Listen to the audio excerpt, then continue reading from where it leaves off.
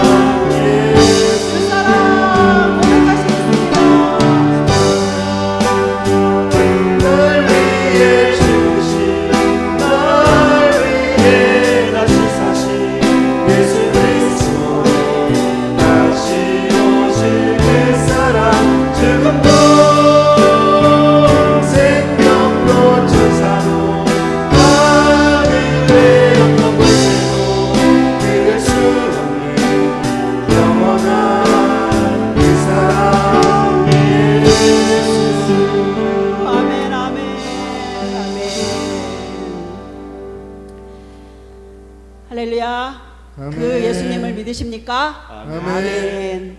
자, 우리 선한 목자 되신 우리 주님, 우리와 항상 함께하여 주옵소서. 우리의 삶을 인도하여 주옵소서. 믿음으로 우리 다 같이 찬양하도록 하겠습니다.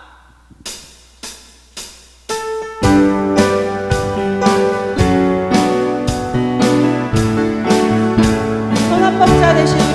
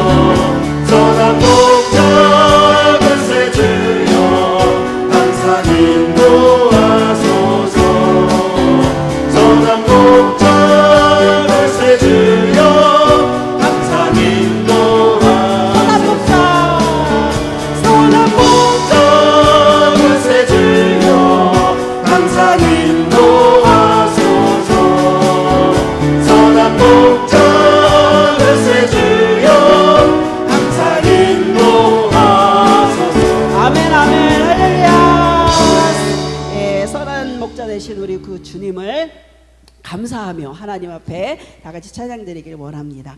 우리의 구원자 되신 예수님, 부활하신 예수님, 우리 다 같이 고백하며 하나님 앞에 찬양드리겠습니다.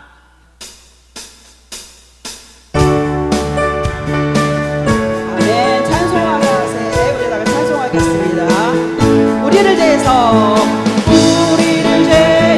구하시려 주 예수 십자가 지셨으니 기쁨의 부르세 할렐루야 다 구원 얻었니 찬송하세 찬송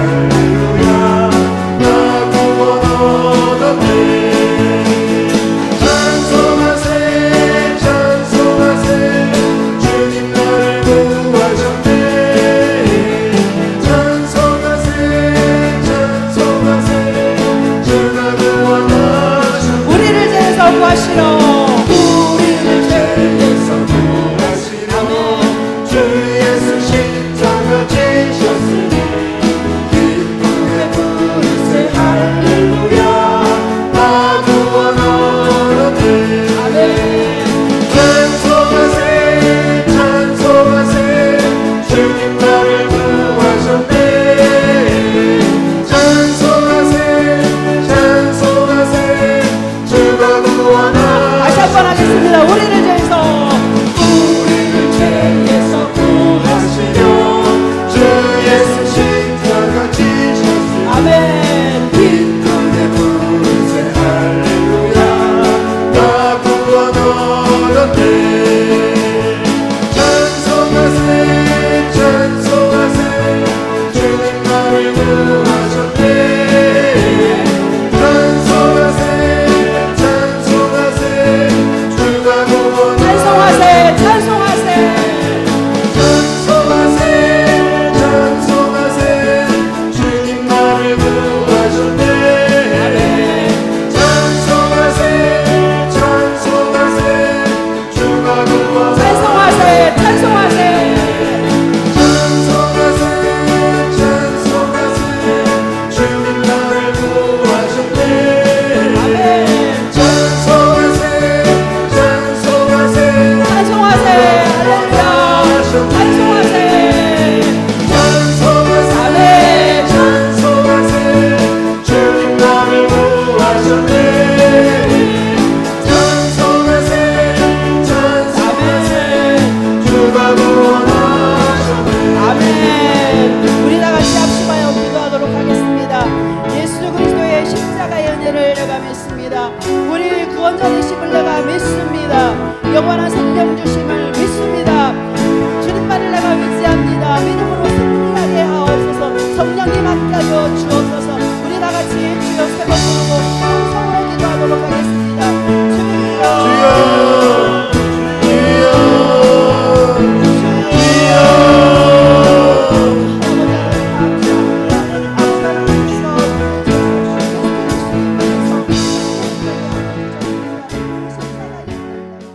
요한복음 20장 19절에서 31절까지의 말씀입니다. 이날 곧 안식 후 첫날 저녁 때에 제자들이 유대인들을 두려워하여 모인 곳의 문들을 닫았더니 예수께서 오사 가운데 서서 이르시되 너희에게 평강이 있을지어다. 이 말씀을 하시고 손과 옆구리를 보이시니 제자들이 주를 보고 기뻐하더라. 예수께서 또 이르시되 너희에게 평강이 있을지어다. 아버지께서 나를 보내신 것 같이 나도 너희를 보내노라. 이 말씀을 하시고 그들을 향하사 숨을 내쉬며 이르시되 성령을 받으라. 너희가 누구의 죄든지 사하면 사하여질 것이요 누구의 죄든지 그대로 두면 그대로 있으리라 하시니라. 12 제자 중에 하나로서 디도모라 불리는 도마는 예수께서 오셨을 때에 함께 있지 아니한지라. 다른 제자들이 그에게 이르되 우리가 주를 보았노라 하니 도마가 이르되 내가 그의 손에 못자국을 보며 내 손가락을 그 못자국에 넣으며 내 손을 그 옆구리에 넣어 보지 않고는 믿지 아니하겠노라 하니라. 여드레를 지나서 제자들이 다시 집 안에 있을 때에 도마도 함께 있고 문들이 닫혔는데 예수께서 오사 가운데 서서 이르시되 너희에게 평강이 있을지어다 하시고 도마에게 이르시되 내 손가락을 이리 내밀어 내 손을 보고 내 손을 내밀어 내 옆구리에 손을 넣어보라. 그리하여 믿음 없는 자가 되지 말고 믿는 자가 되라. 도마가 대답하여 이르되 나의 주님이시여 나의 하나님이시니이다. 예수께서 이르시되 너는 나를 본 거로 믿느냐? 보지 못하고 믿는 자들은 복되도다 하시니라. 예수께서 제자들 앞에서 이 책에 기록되지 아니한 다른 표적도 많이 행하셨으나 오직 이것을 기록하면 너희로 예수께서 하나님의 아들 그리스도이심을 믿게 하려 함이요 또 너희로 믿고 그 이름을 힘입어 생명을 얻게 하려 함이니라. 아멘. 할렐루야. 아멘. 우리 주변 분들과 인사합니다. 부활하신 예수님을 믿읍시다. 시작. 부활하신 예수님을 믿읍시다. 우리 한 번 더 사랑하고 축복합니다. 시작. 사랑하고 축복합니다. 아멘. 그렇습니다. 예수님께서 우리를 사랑하셨고 우리의 모든 죄를 다 대신 지시고 십자가에서 죽으셨다가 부활하셨습니다. 그 부활의 주님을 여러분들 믿으시고 날마다 찬양하며 고백하시기를 바랍니다. 아멘. 지금 우리는 예수님의 부활을 믿었고 또 기뻐하고 찬양하고 있었지만 처음에 예수님의 빈 무덤을 본 사람들의 반응은 조금 달랐습니다. 그들은 기쁜 마음보다는 두려운 마음이 더 있었습니다. 안식 후 첫날 막달라 마리아는 무덤의 문이 열려 있는 것을 보고 예수님의 제자들에게 가서 그 말을 합니다. 사람들이 주님을 어디에 두었는지 알지 못하겠다. 빈 무덤을 보고 예수님이 부활했다라는 생각을 한 것이 아니라 그냥 예수님의 시체가 없어졌다, 두렵다라는 생각을 아마 가졌을 것입니다.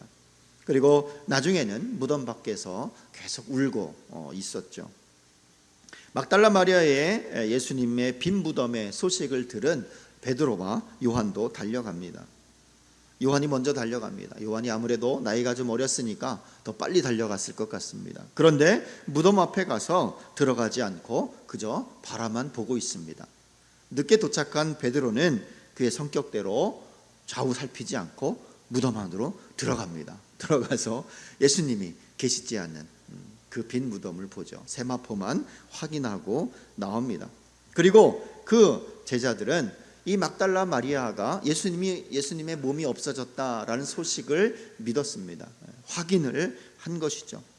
그런데 아직 부활하셨다라는 예수님의 부활을 믿지는 못한 것 같습니다. 그래서 그들은 다시 집으로 돌아갔고, 그래도 막달라 마리아는 너무 가슴이 아파서 무덤 앞에 서서 울고 있었죠. 심지어 도마는 오늘 뒤에 말씀에 보니까 디두모라 하는 도마는 예수님께서 부활하셨다라는 소식을 제자들을 통해서 전해 듣습니다. 그리고 제자들이 나는 예수님을 만났다라고 했음에도 불구하고 믿지를 않죠. 그래서 손가락을 넣어봐야겠다, 옆구리에 손을 넣어봐야 알겠다라고 그렇게 확실한 증거를 보여달라라고 이야기까지 했습니다. 부활의 소식을 들었던 사람들은 처음에는 대부분 예수님께서 부활하신 것을 몰랐거나 믿지 못했습니다. 예수님을 가까이서 모셨고 또 교육도 받았던 많은 사람들이 부활한다고 그렇게 내가 죽고 나서 무덤에 들어갔다가 사흘 만에 다시 살아나서 부활할 것이다 라고 이야기를 들었음에도 불구하고 그들은 그 부활을 처음부터 믿지는 못했던 것 같습니다. 어쩌면 우리들도 비슷한 그러한 신앙의 모습이 아닌가 한번 생각을 해봤습니다. 한 가지 확실한 사실은 예수님의 시체가 사라졌고 그리고 그 모습을 본 제자들과 많은 사람들은 그들이 가지고 있었던 감정은 두려웠거나 근심이 많았다라는 것은 확실합니다. 부활의 기쁜 소식보다도 그들의 마음에는 두려움과 근심 걱정이 먼저 다가왔다라는 거예요. 여러분, 두려움은 진실을 거짓으로 만드는 가장 강력한 우리의 감정이라고 할 수 있습니다. 감정, 우리의 마음이죠. 여러분들은 언제 이러한 두려움을 느끼십니까? 언제 두려움을 느낄까요? 언제 두려움을 느끼십니까? 이 세상에 나밖에 없다라고 생각한 적이 있으십니까? 이 세상에 내 편은 하나도 없구나, 그렇게 생각한 적이 있으십니까? 그때가 참 가장 두렵지 않나 생각을 해봅니다. 캄캄한 밤에 혼자 갈 때도 두렵지만 같이 밥 먹을 사람도 없고 같이 대화를 나눈 사람도 없고 같이 함께 나의 마음을, 나의 생각을 나눌 사람도 없는 그러한 세상에 나 혼자밖에 없다라고 생각이 되어진다면 얼마나 두렵겠습니까? 두려움은 불안한 우리의 감정입니다. 그 감정이 사실일 수도 있고 거짓일 수도 있습니다. 내가 이 세상에 나 혼자하고만 있다고 생각할 때 정말 세상에 나 혼자만 있겠습니까? 그죠? 주변에 사람들이 많이 있습니다. 우리 고산침례교회에 나만 있다라고 생각한다고 해서, 그런 감정이 들었다고 해서 그게 사실이냐는 얘기죠. 사실이 아닐 수도 있고 사실일 수도 있다라는 거예요. 그래서 우리가 감정만으로 판단한다는 것은 굉장히 무리가 많다, 정답이 아닐 때가 굉장히 많다라는 겁니다. 막달라 마리아는 그리고 그 제자들은 예수님의 빈 무덤을 보고 돌아갔죠. 우리의 신앙과 참 비슷한 것 같아요. 우리가 부활하신 예수님을 믿는다는 것은 하나님의 백성이 되는 것이고 하나님 나라의 시민권자가 되는 것이고 우리를 도우시는 성령님께서 함께 하신다라는 것을 믿는 거잖아요. 그러니까 부활을 믿는다라는 것은 함께 하심을 믿는 겁니다. 그렇기 때문에 우리에게는 두려움이 없어야 되는데 언제나 두려움도 생기고 미래에 대한 근심도 생기고 외로움도 들 때가 있고 걱정 근심이 많을 때도 우리에게는 있잖아요. 그러니까 막달라 마리아나 또 베드로 요한이나 도마나 이러한 사람들과 우리가 별반 다를 것이 없다. 그러니 여러분 힘을 내시기 바랍니다. 아멘. 제자들과 비슷하니까 힘나지 않습니까? 아닙니까? 계속해서 보면 우리가 또 왜 예수님의 제자들과 동급인가 한번 알게 될 텐데 잘 생각해 보시기를 바랍니다. 사람들은 이런 두려움 때문에 도마 같은 생각을 많이 해요. 뭐 기적을 자꾸 보려고 해요. 그래서 여러분들 미래에 대한 불안감이 있기 때문에 주로 사람들이 어디를 많이 갑니까? 점보러 많이 갑니다. 점보러 가면 미래가 다 보입니까? 두려움 때문에 가는 겁니다. 두려움은 우리의 신앙도 병들게 하고 진실도 거짓으로 만드는 그러한 강력한 감정이 바로 두려움입니다. 여러분 두려워하지 마시기 바랍니다. 막달라 마리아는 참 두려웠을 것 같아요. 제가 생각해도 그럴 것 같습니다. 막달라 마리아는 7 귀신 들렸던 여인입니다. 7 귀신이 들렸다는 얘기는 사람들로부터 떨어져 살았다는 얘기입니다. 7 귀신이 들렸다는 얘기는 그 당시에는 귀신 들렸다라는 것은 병이 있다, 질병이 있다, 그렇게도 이야기를 합니다. 그러니까 병을 귀신이 준다고 생각하기 때문에 7 귀신이 들렸다고 하는 것은 그의 몸이, 그의 정신이 정말 너무나 병든 사람이었다라고 생각할 수도 있습니다. 그러니 사람들에게 완전히 격리된 사람이었고 따로 지내던 사람이었죠. 세상에 정말 자기밖에 없는 그러한 괴로운 인생이었을 것입니다. 그런데 그녀를 예수님께서 이제 고쳐주셨죠. 그러한 사회적으로 격리되고 마을에서 쫓겨나고 정말 힘든 내 의지대로 살 수 없는 그 아픈 몸과 귀신 들림을 통해서 정말 힘들게 살았던 그가 예수님이 고쳐주시고 나니까 얼마나 예수님께 감사하겠습니까? 이제 나는 혼자가 아니다. 예수님이 계신다. 아멘. 예수님이 계신다라고 단단히 믿고 예수님만 바라보고 따라왔다는 거죠. 그런데 그렇게 굳게 믿고 있었던 예수님께서 십자가에서 죽으신 거예요. 정말 충격적이지 않습니까? 그리고 또 무덤에 가서 예수님 얼굴이라도 좀 보려고 갔는데 무덤에 시체가 없어진 거예요. 더 충격적인 거죠. 그동안 마리아는 예수님 한 분만 보고 달려왔는데 이제 다시 나는 혼자구나 라고 생각했을 거예요. 그러니 무덤 밖에서 울고 있었죠. 무덤 안에 들어가지도 못하고 어디 다른 데로 가지도 못하고 그냥 털썩 주저앉아서 무덤 앞에서 열려진 돌무덤을 바라보며 울고 있는 막달라 마리아입니다. 얼마나 외로웠겠습니까? 그렇다고 해서 마리아가 혼자입니까? 그렇다고 해서 예수님이 마리아를 찾아오지 않으실까요? 예수님은 부활하셨습니다. 그리고 마리아에게 다가갑니다. 마리아에게 다가가서 마리아의 이름을 불러줍니다. 마리아야, 마리아야. 그때 마리아는 예수님의 몸을 알아보지 못했습니까? 누구십니까? 동산지기인 줄 알았던 거죠. 누구십니까? 그러니까 예수님이 부활하신 몸은 우리가 생각했던 몸과는 전혀 다른 그러한 몸이었던 것 같습니다.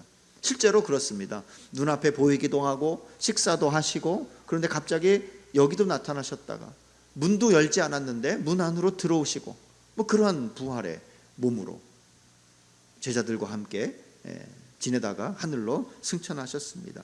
그러니 마리아는 처음에 예수님을 몰라봤는데 언제 알아보냐 하면 예수님께서 마리아야 라고 이름을 불렀을 때, 그때 비로소 마리아는 예수님이구나라는 것을 알았어요.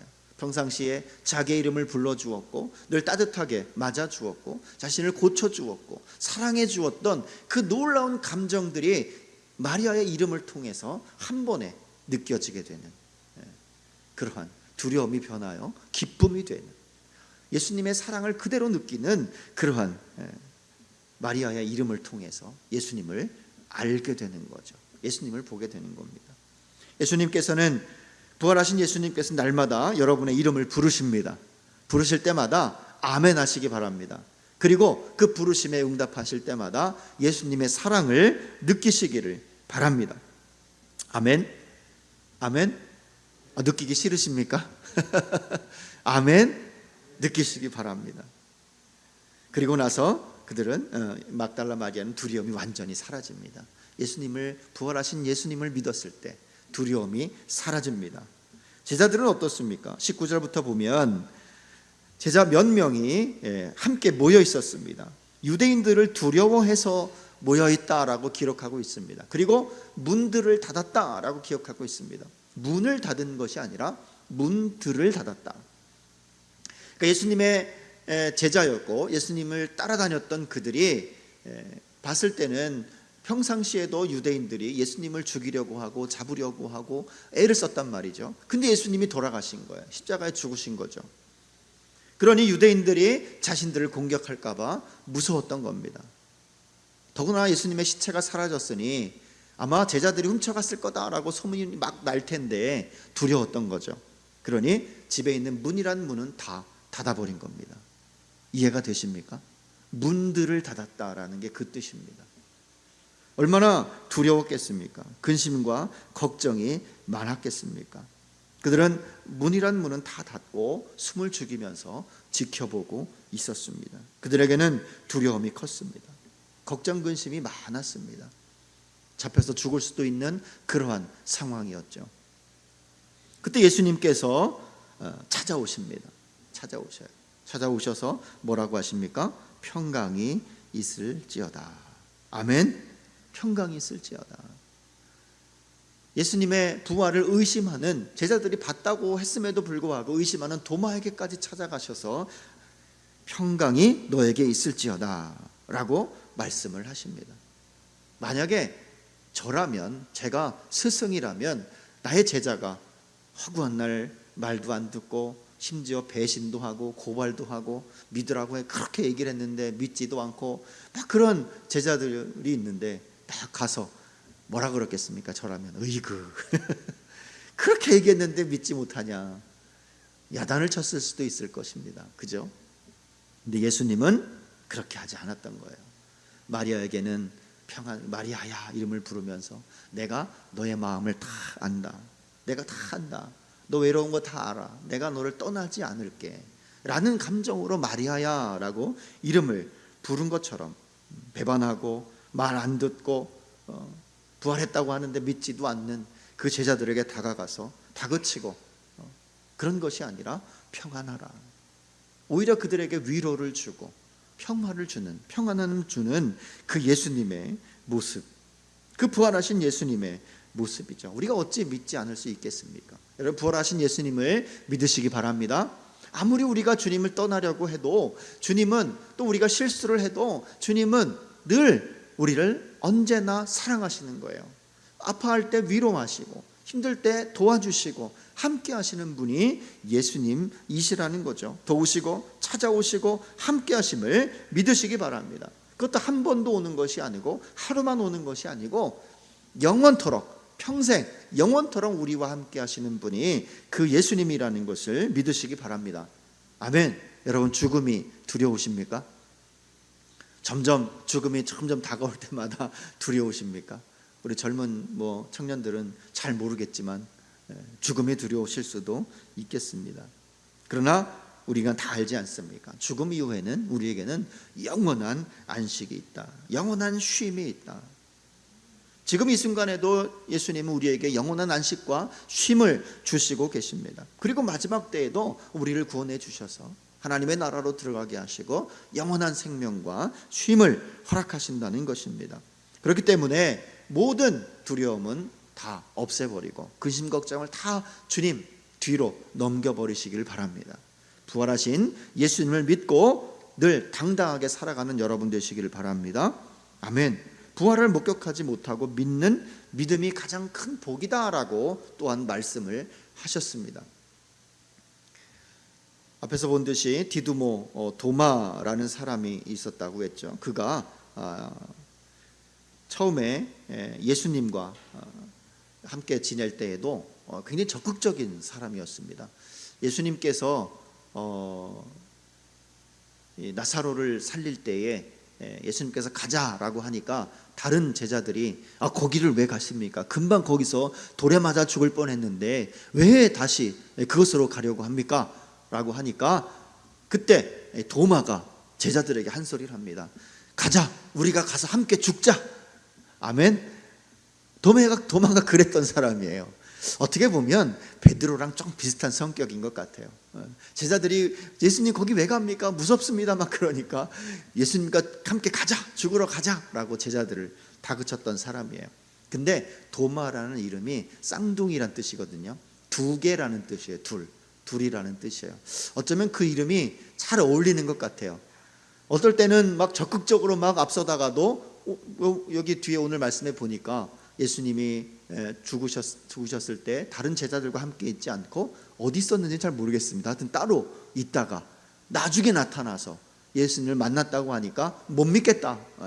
그렇게까지 하는 사람. 두 가지 마음을 가지고 있던 사람이 아니었나? 뭐 그렇게 생각도 해봅니다.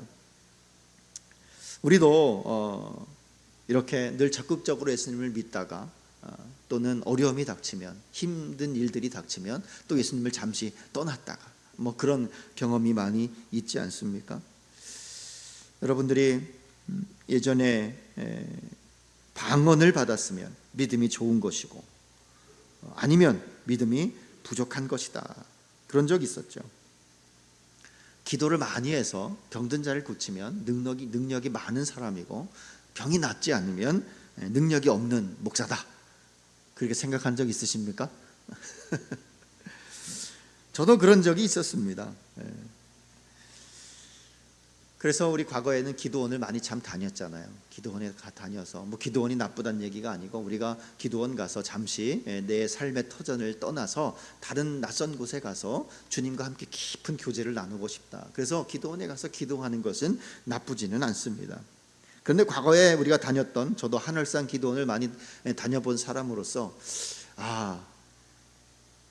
내가 등록한 교회가 아니고 모든 짐을 다 바리바리 싸고 돈 뭉치를 막 들고 기도원에 가서 능력을 달라고 우리 아들 대학 좀 보내달라고 막 기도하지 않았습니까? 그러한 적이 있었죠. 저도 그랬던 어릴 때 그랬던 적이 있습니다. 그곳에 나오는 생수를 마시면 병이 낫는다고 해서 열심히 마셨고 병도 안 들었는데 괜히 먹으면 병이 안 생길 것 같다고 많이 먹었고 상처에 바르면 낫는다고 그래서 그 할렐루야 기도원인가? 하늘산이 아니라 할렐루야 기도원이었네요. 할렐루야 기도원 가가지고 생수를 말통에 떠다가 집에 가져오고 막 그랬던 적이 있었습니다. 저희 어머니도 그랬고 나중에 신학교 들어가서 그것이 아니구나라는 생각을 하게 되고 또 알게 되었죠. 그러니까 우리는 뭔가 눈앞에 기적이 보여야 믿음이 생긴다고 생각해요. 도마처럼 예수님이 직접 내 앞에 나타나서 내가 손에 손가락을 넣어봐야 되고 옆구리에 창자국에 손을 넣어봐야 나는 믿겠다라고 그런 확실한 증거를 보여달라고 이야기를 하는 거죠. 우리들도 그랬다라는 겁니다. 과거에 뭔가 좀 기적을 보여주면 내가 믿겠습니다 라고 이야기를 하는 거예요. 도마의 이러한 모습을 보고 예수님이 이런 말씀을 합니다. 믿음 없는 자가 되지 말고 믿는 자가 되라. 나를 보지 못하고 믿는 자들은 복되도다 라고 말하고 있습니다. 부활의 모습을 보지 않은 다른 사람들, 부활의 예수님을 만나지 않은, 직접 눈으로 목격하지 않은 사람들이 믿는다면 그 사람들이 큰 복이 있다라고 이야기를 하는 거예요. 그러면 부활의 모습을 보지 못하고 믿는 사람들이 누구입니까? 도마였고, 물론 나중에 이제 보게 되지만, 그리고 누굽니까? 우리라는 거예요. 우리. 여러분 예수님 부활하시는 거 보셨습니까? 못 보셨죠? 그 말씀이에요. 이 얘기. 이게 나를 보지 못하고 믿는 자는 복이 있다. 예수님의 제자들과 똑같이 우리는 복된 사람으로 살아가고 있다라는 거예요. 여러분 부활하신 주님을, 예수님을 믿으시기를 바랍니다. 아멘. 베드로도 베드로전서 1장 8절에서 고난받는 그리스도인들에게 이런 말을 하고 있습니다. 여러분은 그리스도를 본 일이 없으면서도 사랑하며 지금 그를 보지 못하면서도 믿으며 말로 다 표현할 수 없는 즐거움과 영광을 누리면서 기뻐하고 있습니다 라고 칭찬하고, 또 이 말을 전한 베드로도 기뻐했다라는 거죠. 예수님을 믿는 사람들, 부활의 모습을 직접 목격하지 않았어도, 기적적인 모습을 보지 않았어도 말씀을 듣고 믿었던 그들이 고난과 역경 속에도 여전히 예수님을 사랑하고, 그리고 하나님께 영광을 돌리며 기뻐하고, 성도들 간의 교제가 돈독하고 서로 사랑하며 살아가는 그 모습, 그 모습을 보면서 베드로가 기뻐했다. 하나님이 기뻐하지 않으시겠습니까? 우리는 부활의 예수님을 믿습니다. 우리의 삶에 있어서 우리는 서로 사랑의 모습이 날마다 일어날 줄 믿습니다. 표현할 수 없는 즐거움과 영광이 우리의 삶에 있을 줄 믿습니다. 그 기쁨을 누리면서 여러분 살아가시기를 바랍니다. 아멘. 아멘. 그렇습니다. 믿음은 눈으로 보는 것만으로 만들어지는 것이 아닙니다. 믿음은 소식을 듣고 마음에 믿어 입술로 고백하는 것으로 생기는 것이 믿음입니다. 그래서 우리가 앞에서 우리의 하나님을 향한 우리의 신앙 고백을 하지 않았습니까? 자주 하려고 합니다. 매주 할 수도 있습니다.